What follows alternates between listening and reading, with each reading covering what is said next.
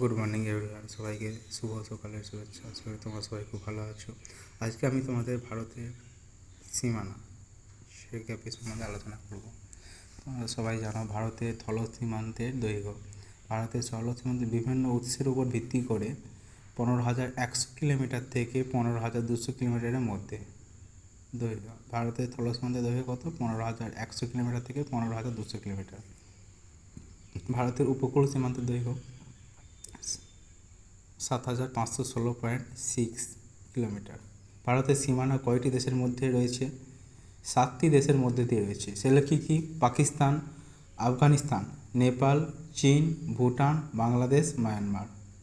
তাহলে 7টি দেশের মধ্যে দিয়ে রয়েছে পাকিস্তান, আফগানিস্তান, নেপাল, চীন, ভুটান, বাংলাদেশ, মায়ানমার। 9টি প্রতিবেশী দেশ রয়েছে, উপরে 7টি আর 2টি হলো শ্রীলঙ্কা আর মালদ্বীপ।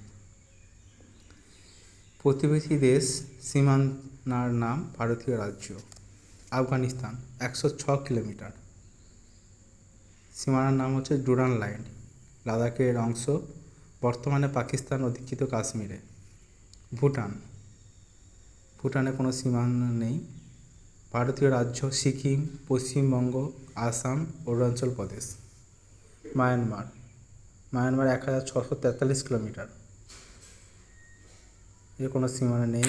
ভারতীয় রাজ্য হচ্ছে অরুণাচল প্রদেশ, নাগাল্যান্ড, মণিপুর, মিজোরাম।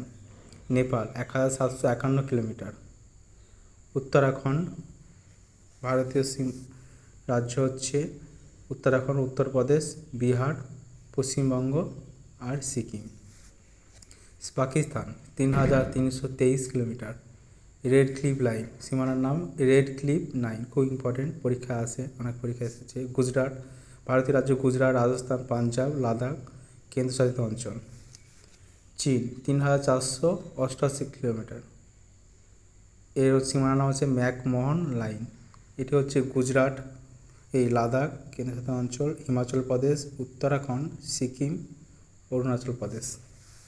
বাংলাদেশ 4,096.7 কিলোমিটার। পূর্বাঞ্চল, এটাকে বলা হয় জিরো লাইন বা পূর্বাঞ্চল। এটি হচ্ছে পশ্চিমবঙ্গ, মেঘালয়, মিজোরাম, ত্রিপুরা, আসাম। ভারতীয় রাজ্য। ভারতের সাথে শ্রীলঙ্কা কোন প্রণালী দ্বারা পৃথক? পক প্রণালী এবং মান্নার উপসাগর। এটি ভারতের তামিলনাড়ু রাজ্য এবং শ্রীলঙ্কার মধ্যবর্তী একটি সামুদ্রিক প্রণালী।